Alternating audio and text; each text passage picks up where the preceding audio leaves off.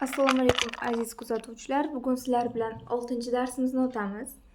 6-darsimizda 3 ta S harfini o'rganamiz. O'zbek tilida bittagina S harf bo'lsa, arab alifbosi esa ular 3 ta. Lekin bularning har biri alohida harf hisoblanadi va o'ziga yarasha tovushi bor bo'ladi har birining. Demak, birinchi harfimiz sin harfi hisoblanadi. Sin harfi arab alifbosidagi 12-harf hisoblanadi. Alohida shakli mana shunday ko'rinishga ega. So'z boshida o'zidan keyinga qo'l beradi, so'z o'rtasida ikkala tarafga ham qo'l beradi va so'z oxirida o'zidan avvalga qo'l beradi. Ko'rinish jihatdan shin harfi bilan bir xil, faqatgina nuqtalari yo'q. Yozilishi ham xuddi shin harfidek. Yozib ko'rsataman.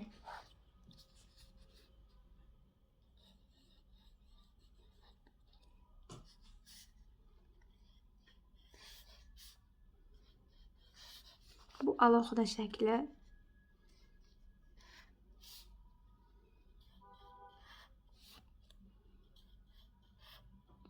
So'z boshida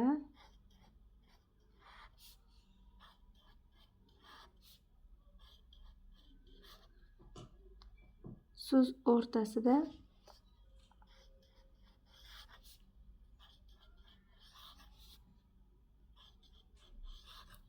va so'z oxirida. Xo'p, uchalasini qo'shib yozadigan bo'lsak,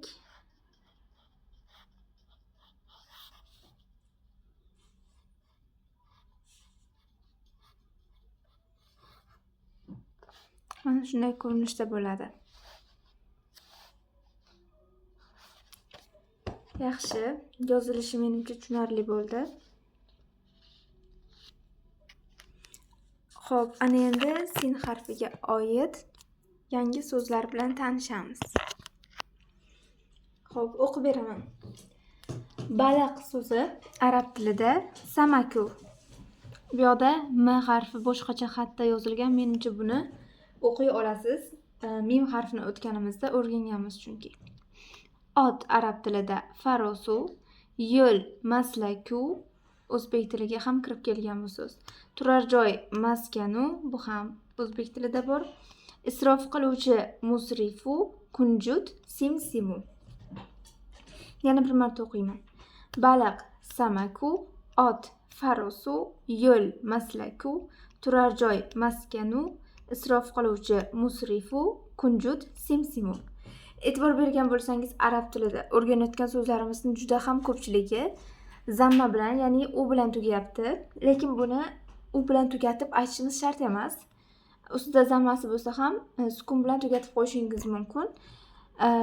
Nega bunaqa bo'lishini keyingi darslarda hali o'rgataman. Lekin hozirdan shunchaki bularni samak, faroz, maslak, maskan, musrif va simsim deb yodlashingiz mumkin. Oxirida zamma bilan aytishingiz shart emas. Endi qo'shimcha o'qish uchun so'zlarni o'qiymiz. Xo'p. Bas, sam, sir, sin, sil, safar, saqor, sabaq, salaf, samak, faros, maslak, maskan, muslim, musrif, simsim, aslama, yuslimu, istaysaro, yastaysiru. Demak, e'tibor bergan bo'lsangiz, sin harfi qalqala harf ham, yo'g'on harf ham emas ekan. Aytganimdek, bu oddiygina, eng oddiy o'zbek tilidagi S harfi. Ya'ni talaffuzida hech qanaqa mustasno holatlar yo'q. Oddiy S harfi hisoblanadi bu. Yana bir marta o'qib beraman. Bas, sam, sir, sin, sil, safar, saqor, sabaq, salaf, samak, faros, maslak, maskan, muslim, musrif, simsim, aslama, yuslimu, istaysaro, yastaysiru. Xo'p. Sin harfi shu bilan tugaydi. Bizda keyingi o'tadigan harfimiz bu S harfi.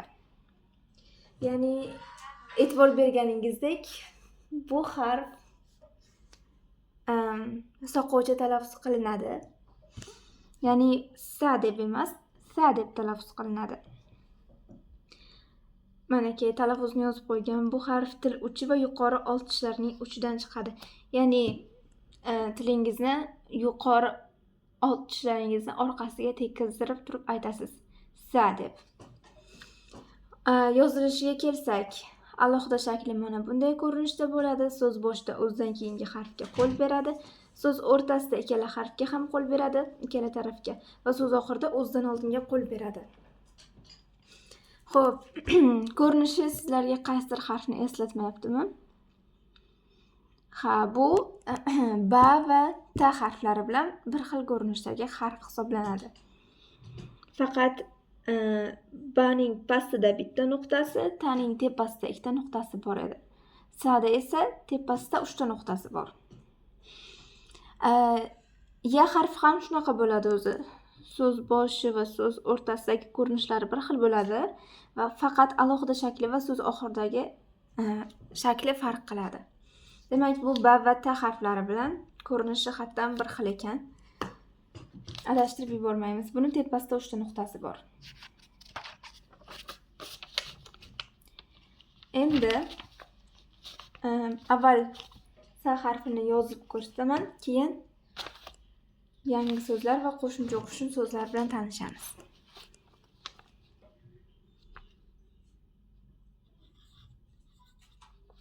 Demak, bu sa harfi.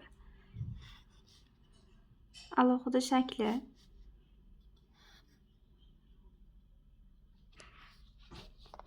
Buni ko'pincha mana bunday ham yozishadi.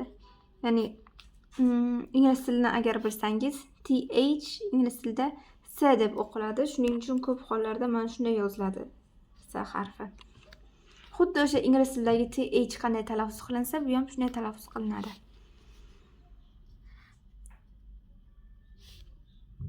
Bu so'z boshidagi ko'rinishi.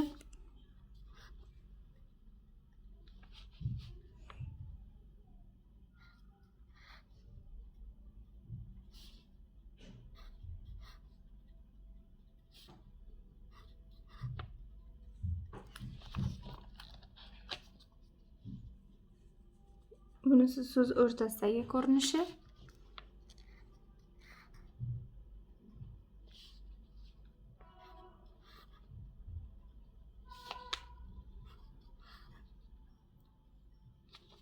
Va so'z oxiridagi ko'rinishi.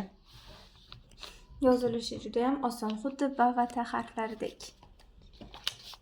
Endi yangi so'zlar bilan tanishsak ham bo'ladi. Mana bizda yangi so'zlar.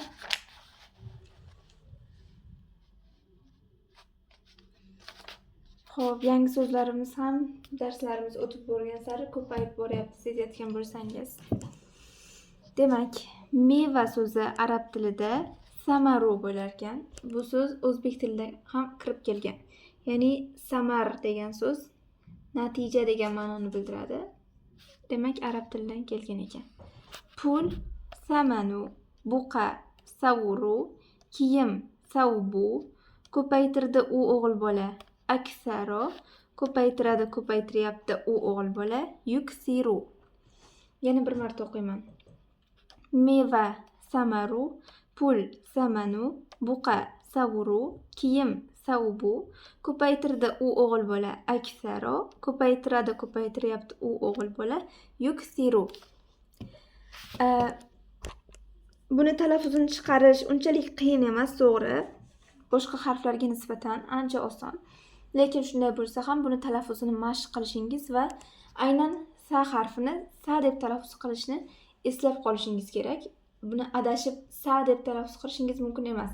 Masalan, agar mana bu so'zni aksaro emas, aksaro deb talaffuz qiladigan bo'lsangiz, ma'nosi butunlay o'zgarib ketishi mumkin.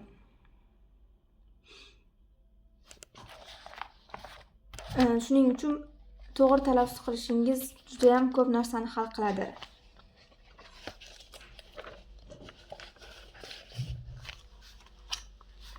Masalan, kasaro ko'paytirdi degan ma'noni bildirsa, kasaro ko'paydi degan ma'noni bildirsa, kasaro esa sindi degan ma'noni bildiradi. Ma'nosi juda ham o'zgarib ketishi mumkin. Endi qo'shimcha o'qish uchun so'zlarni o'qib beraman.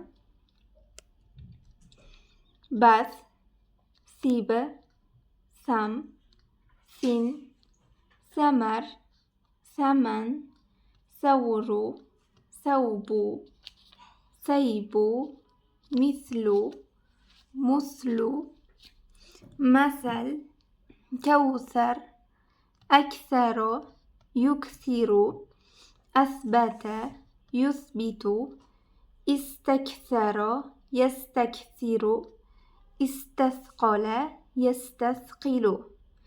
Endi bu yoqda sin va sani ajratib olishingiz uchun solishtirib berilgan. Samar, samar, sabtu, sabtu, salsu, salsu. Yana bir marta o'qib beraman. Bas, sib, sam, sin, samar, saman, savuru, saubu, saibu, mislu, muslu, masal, kawsar, aksaro, yuksiru, asbata, yusbitu, istaksaro, yastaksiru, istasqola, yastasqilu. Samar, samar, sabtu, sabtu, salsu, salsu. Menimcha tushunarli bo'ldi. Endi bugun o'tadigan 3-harfimizga o'tamiz. Bu soda harf hisoblanadi. Buni nomidan sezgan bo'lsangiz kerak. Bu yo'g'on harf, ya'ni nomida o harfi bor, chunki sod deyilyapti, sad emas. Xo'p,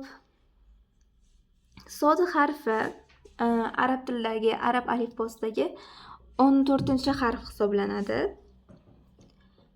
Alohida shakli mana shunday ko'rinishda bo'ladi. So'z boshida kelsa o'zidan keyinga qo'l beradi, so'z o'rtasida ikkala tarafga ham qo'l beradi va so'z oxirida o'zidan oldinga qo'l beradi. Buni yozilishini o'rganish biroz qiyinroq bo'lishi mumkin. Unchalik emas, birozgina. Talaffuziga kelsak, bu harf til uchi hamda tepa va past tishlar orasidan chiqadi. Ya'ni buni biroz yo'g'onroq talaffuz qilasiz. Oddiy singa o'xshab qolmasligi uchun. Ya'ni har bitta harfni o'ziga yarasha talaffuzi bo'lishi kerak arab tilida. Ajralib turishi uchun. Yozilishini yozib ko'rsataman.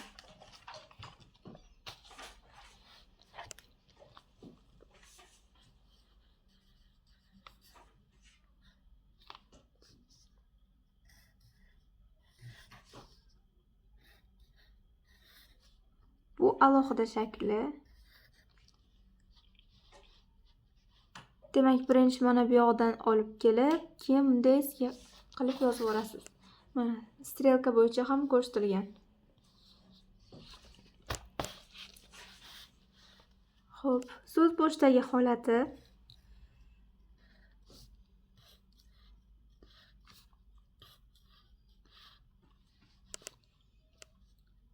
so'z o'rtasi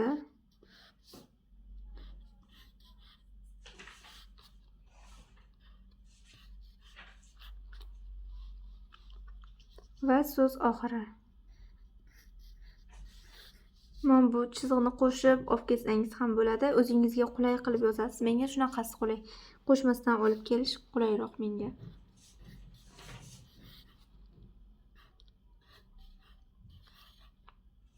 Mana shunday ko'rinishda uchalasini qo'shib yozadigan bo'lsak,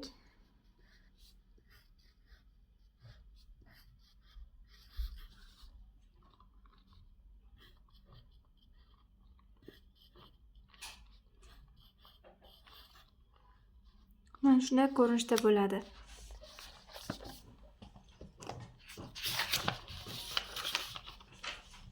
Mana kitobning o'zida ham qanday yozilish berib qo'yilgan.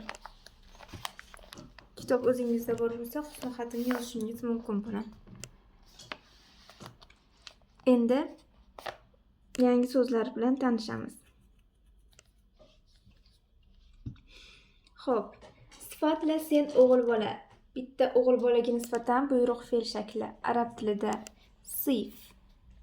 Ya'ni buni sif emas, sif deyapman. O'tgan darsda aytganimdek, yo'g'onlik alomati faqatgina fathada bilinmaydi, kasra va zammada ham bilinadi degan edim. Demak, bu yoqda kasra kelayotgan bo'lsa ham, buni yo'g'onligini bildirib turish uchun qattiqroq aytamiz. Ya'ni rus tilidagi i harfiga o'xshab talaffuz qilinadi. Xo'p. Sifatla sen o'g'il bola. Sif. Ko'rish. Basoru. Yordam berdi u o'g'il bola. Nasoro. Yordam beradi, yordam beryapti u o'g'il bola. Yansuru. Mana bu yoqda zamma bilan ham yo'g'onlik alomatini bildiryapmiz, e'tibor bergan bo'lsangiz. Yansuru desangiz sin harfiga o'xshab qoladi. Shuning uchun yansuru deb qattiqroq aytishingiz kerak.